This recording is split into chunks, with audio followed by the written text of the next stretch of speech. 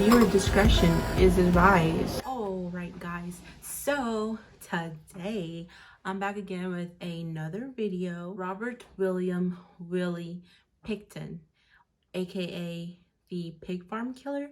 And from what I'm gonna tell you about, everything that he did, you're gonna learn how his shocking crimes earned him the little nickname, the Butcher. So let's go ahead and get on with the video. So for his childhood, Robert Pickton Willie, he was known as Willie, and from everything that I read online, he was referred to as Willie. So I guess that's what, he was called. So that's what I'm going to be calling him. So Willie was born to Leonard and Louise Pickton on October 24th, 1949. His parents, Leonard and Louise Pickton, ran a pig farm in Port Coquitlam, 15 miles east of Vancouver. On the farm, the family raised and slaughtered and butchered the livestock. The life on the farm was described as very primitive. It was said the pigs on the farm were allowed to go in and out of the house, of the Pickton house, whenever. That's the kind of living conditions that they were in, or that they lived in. Willie had two siblings, an older sister named Linda and a younger brother named, what's his name? David. Linda lived in Vancouver with relatives because Willie's father, their father, believed that girls should not be raised on a pig farm. So David and Willie were left behind on the farm to work. And his mother was really in charge of them getting their work done, and she made sure that they stayed on task with her things. She was often referred to as being a tyrant, and the pigs came first to her and cleanliness came second. It was so much like that boys would get picked on in school because of how they smelled. They had a reputation of smelling like pigs and manure. They were called Stinky Piggy. Whenever they would go to school, of course, they were getting bullied. Whenever they were picked up from the bus, none of the kids wanted to sit beside of them because of how they smelled. So of course, they're not gonna like school because nobody really wants to be their friends. It is said that Willie struggled in school. His teachers referred to him as slow. He was given special lessons. So because of all of this, his brother and him would try to escape school. So what they would do is ditch school and they would hide under their beds until school was over, so that their parents wouldn't know that they weren't at school. And then once school was over, they would come out and, work on the farm and do their daily routine. Which I'm surprised, like, the teachers weren't, like, more proactive, I guess you could say, and being like, where are they at? Because I know now, like, it's such a big thing if kids don't go to school. You know what I'm saying? But this was 1949. Or like 1950s, so I don't know. So because of this, Willie didn't have any friends. His main focus was on the pig farm and just working there. When Willie was 11 years old, he raised up money, and with that money he went to an auction and he bought a cow. How cute, right? It's said that he really loved this animal. Like, he would take care of it, he would nurture it, he would be there for it. Every day after school, he would go take care of it. One day he came home and the calf was gone. And so the first thing he did, of course, is go to his mom and be like, where's my cow?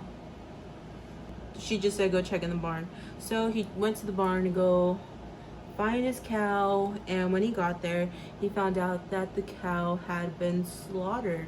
I feel like this is like this was a turning point in his life. So he was hysterical and numbed at this point. In 1963, Willie is now 14 years old and he drops out of school. He starts working as a butcher's apprentice. His mom told him to go do that. By doing that, he discovers that he has a talent for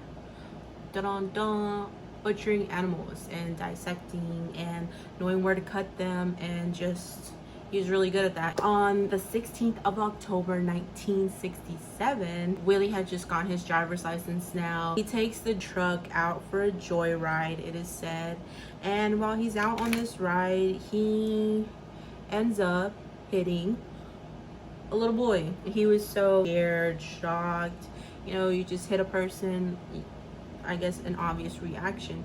At this point, he runs home to his mom and he tells her what happened. What his mom does is she just tells him to go get the truck fixed ASAP, and she was gonna take care of the boy. It's said that Willie told his friends that his mom knew exactly what to do with the body. Said that once she went down there, he wasn't dead, but what she did is she rolled his body to the nearest body of water in like a ditch, and she rolled him in there. That's how he ended up drowning and dying. Although the police were suspicious about what happened, the Picktons were never charged with anything. They ruled the death an accident and the Picktons weren't ever charged of anything. And this also could also be another turning point in his life, and seeing what happened, and they didn't get in trouble by it. So this was a moment that basically shaped him into seeing what they could get away with. For the next 4 years, his life consisted of his apprenticeship and working on the farm. Now, moving on into his adulthood. In 1970, after his 21st birthday, he left his apprenticeship and just went to go work on the farm full-time. From his work butchering animals, it often took him to a waste reduction plant in downtown Vancouver. So that's where he would go to get rid of the remaining parts of the animals. He was known to drop off barrels of materials at the rendering plant. So what they do, they just take the leftover materials and they turn it into something else. Now, after these trips to this plant, he started going to east side downtown Vancouver. On this side, it's said to be where all the drug addicts are, all the prostitutes are at. Kind of like where he started hanging out a lot. Men talked to him as equals and women would offer him sex, basically, which is something that he hadn't had in his life. Like, that wasn't a thing for him. So here, Willie would be able to spend large amounts of money on women to have sex with him, to hang out with him, basically whatever he wanted. And so he started liking that because it's not anything that he was used to. It is said that he would spend large amounts of money on them. Now that he has that kind of power given to him, of course, with these kinds of people, they want more power and they want to keep testing the boundaries and what they can do, what they can get away with. In 1975, he spent his days butchering pigs during the day, and at night he would be going out on the town on the east side of Vancouver. That's what his life consisted of for a hot minute. In 1978, his life changed abruptly when his parents' health started declining. On January of that year, his father died. And then soon after, like a couple months later, his mom was diagnosed with cancer. He took care of her. He changed her diapers. He was there for her that whole time. In April, she did pass away. His mother died, leaving the 3 kids the whole inheritance. It is said that Linda and David wanted nothing to do with the farm. The farm was left to Willie, and David took over the main house. It's not said what, you know, what happened with Linda, what she ended up doing. I think she just literally didn't want anything to do with it. Since Dave took over the main house, Willie moved into a trailer on an isolated part of the property. Now he could really do whatever he wanted, whenever he wanted, and that's when really things really turned for him. He started bringing women over, and at first, you know, it was all nice. He would like have them come over on dates and all that.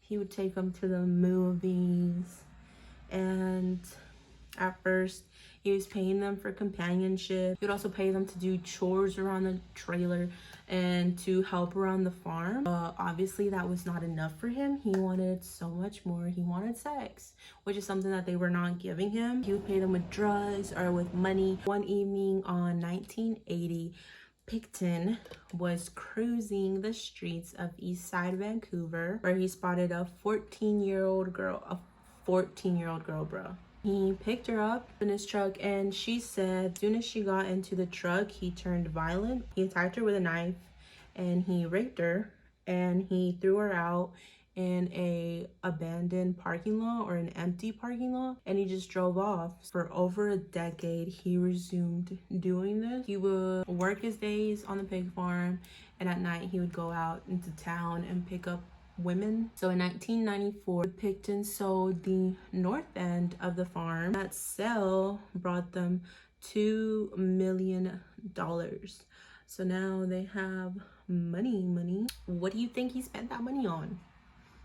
Wild guess. Of course, now he really started having women and picking them up, buying them drugs, paying them to have sex with him. With this money, the brothers did start a social events place, which they called it the Piggy Palace, which is like, looking back on it now, what we know now, it's like, damn.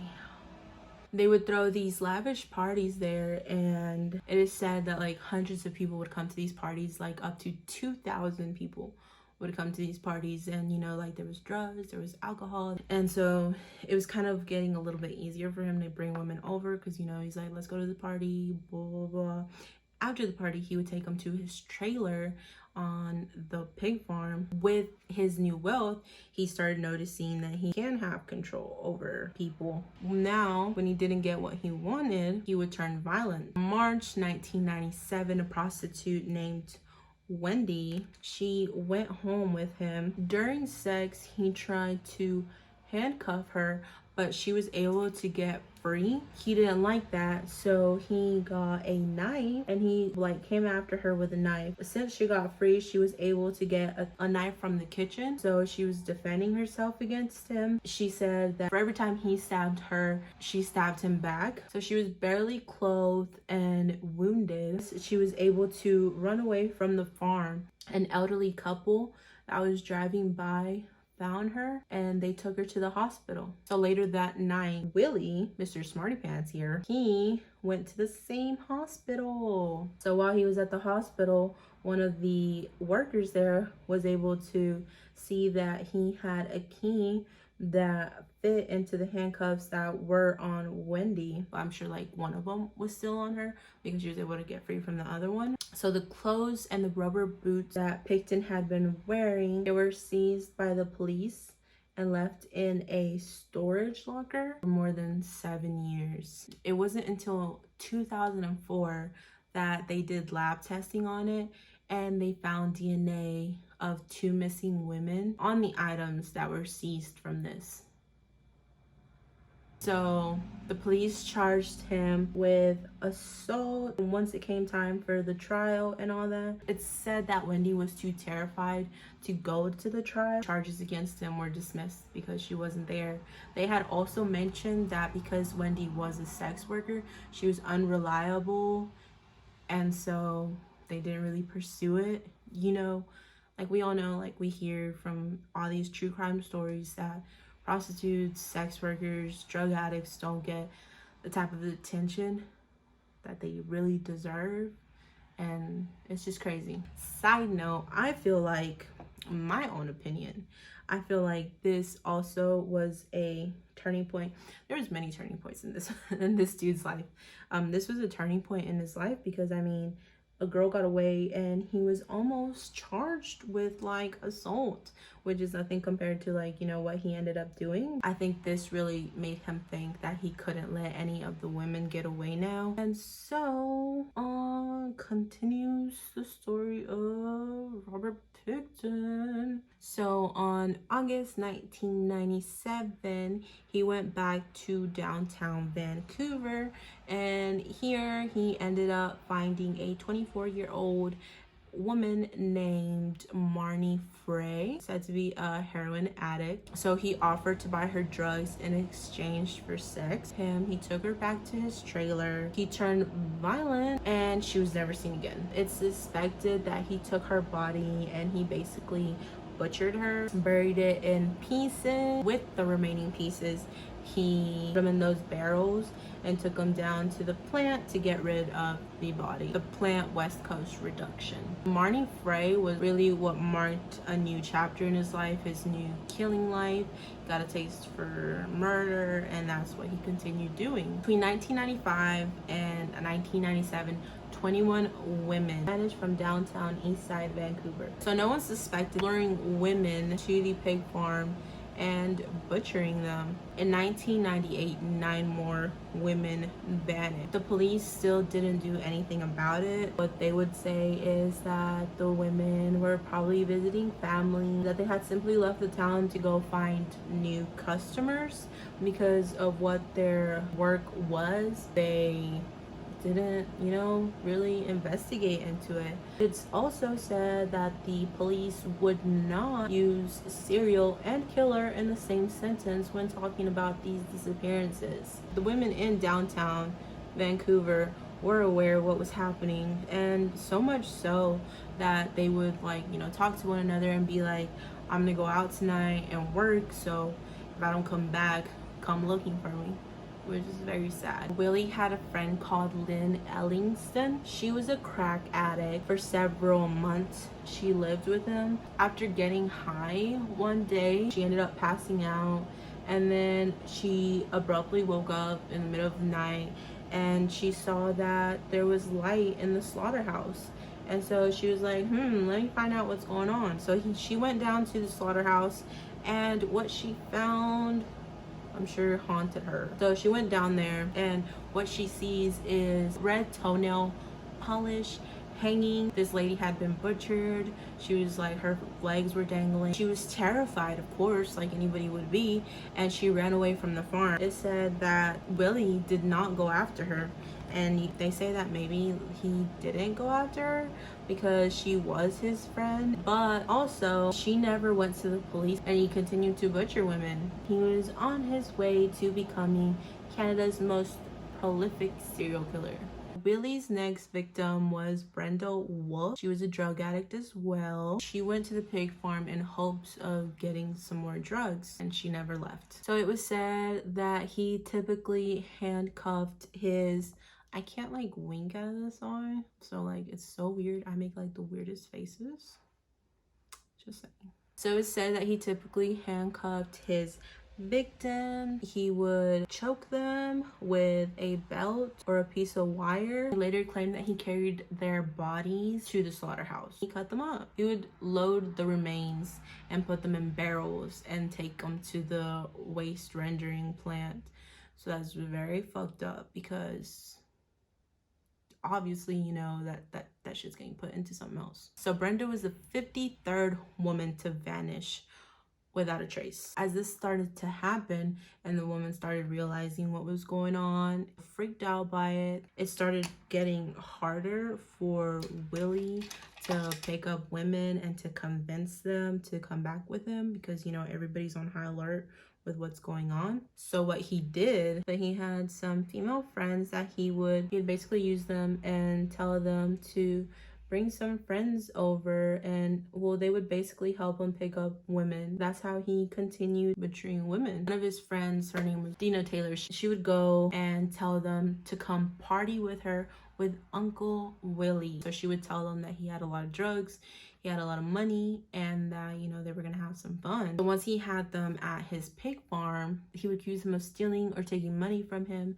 and so that would make him work up his rage, and he would attack them. Let me do my eyeliner and be honest. So I got my eyeliner on. So by January 2001, the number of missing women went up. The number actually ended up reaching 62 missing women. Now, just now, the police was finally oh my god, we can no longer ignore this. Just kidding, I'm not trying to be bitchy, but yeah, now they were they could no longer ignore this problem. So that April, the Vancouver Police Department set up an Operation Task Force. They launched the Missing Women Task Force. Reward posters would put up for $100,000 for information leading to an arrest. Now, thanks to these posters, over 12,000 tips came through the hotline. Several callers mentioned a pig farmer on the east side of Vancouver. Willy's name was added to a list of suspects. They looked into him. They were like, he had a prior arrest for assault,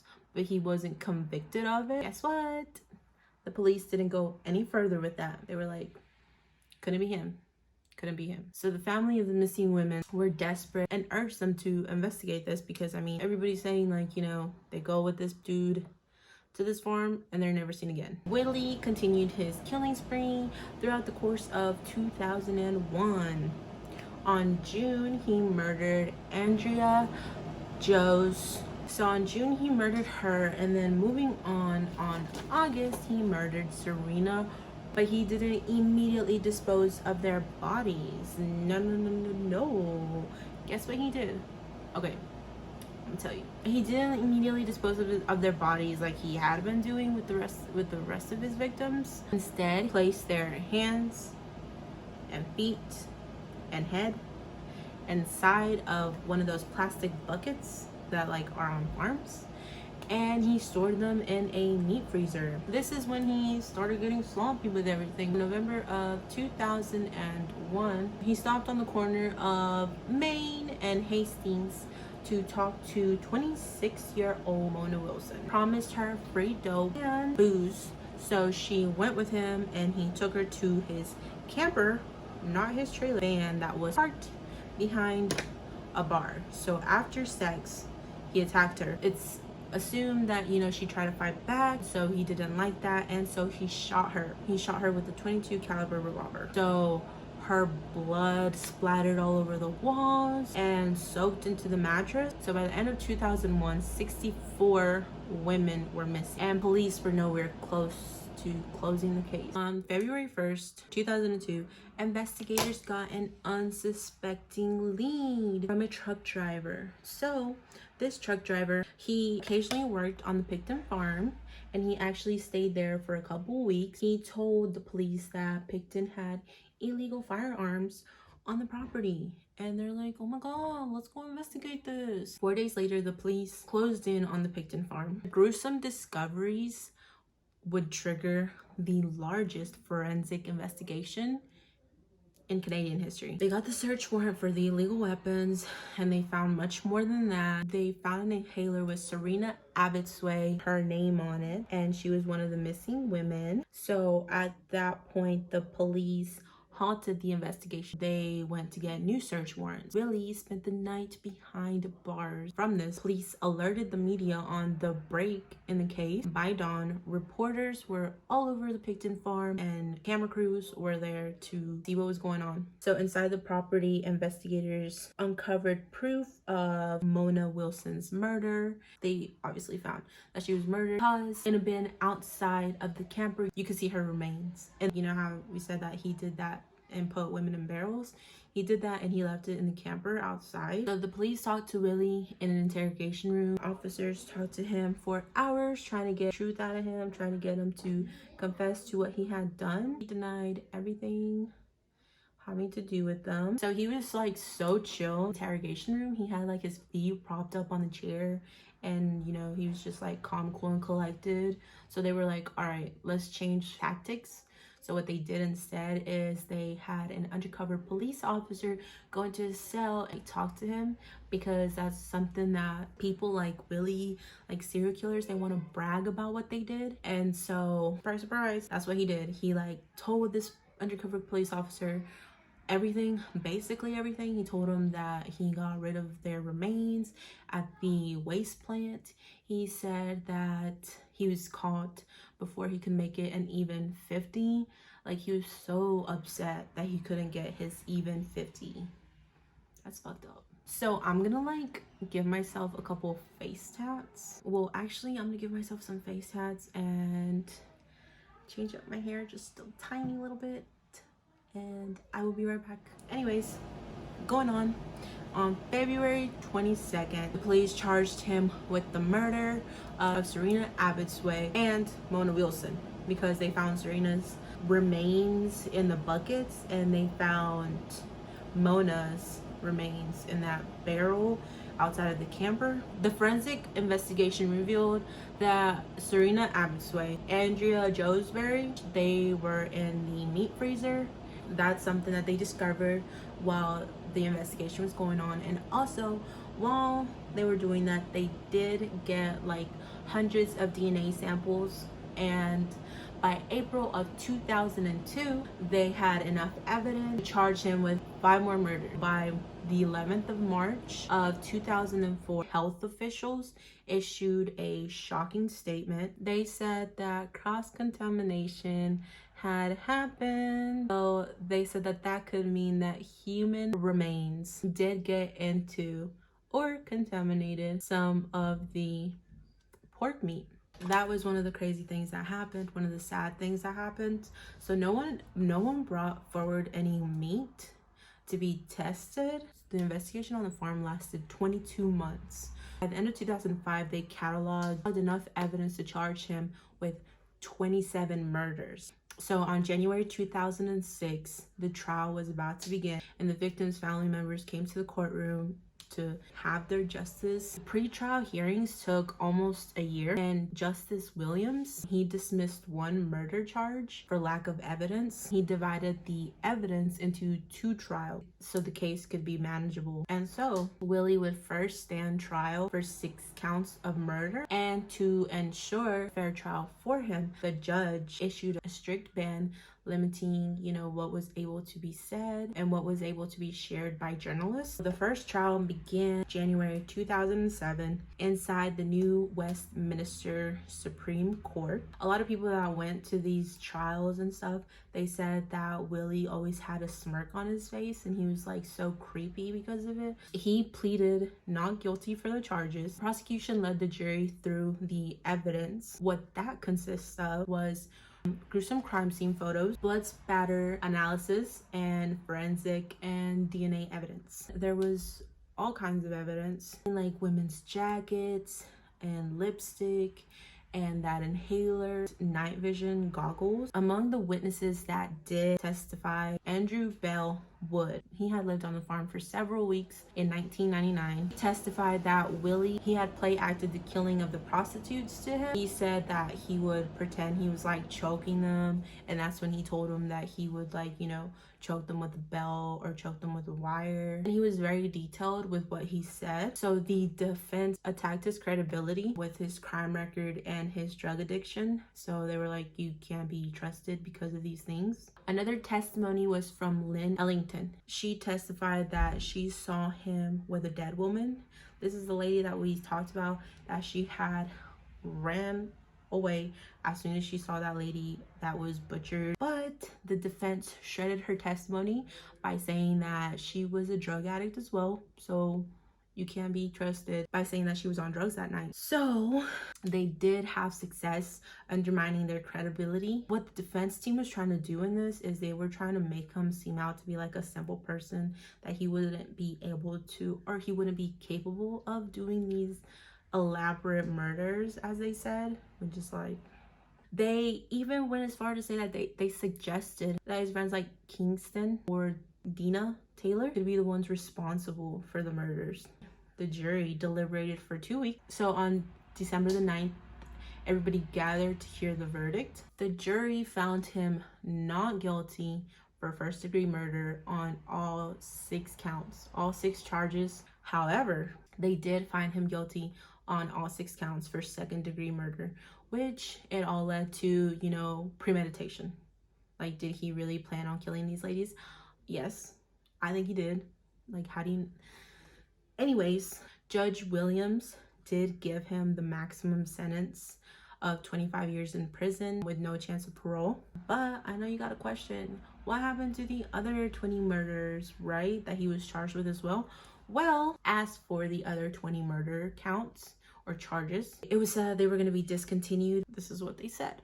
So the BC Crown spokesman, Neil McKenzie, he announced that the branch, this is quote unquote, the branch has taken into account the fact that any additional convictions would not result in an increase to the sentence that Mr. Pickton already received. Basically saying, you know, he's not going to get any more time for any of these other charges if he gets convicted. So they call it stay, like not go further with the charges, but like, in any occasion that they do want to proceed, they will. The families of the victims obviously had varied reactions from this. Some were disappointed that Pickton would never be convicted of the other 20 murders, but others were kind of like relieved because they didn't want their family members to be put out there, like how they died and all the gruesome details. As for how poorly the police handled catching Willie, a press conference was held. The deputy chief, Doug Leppard of the Vancouver Police Department, apologized to the families,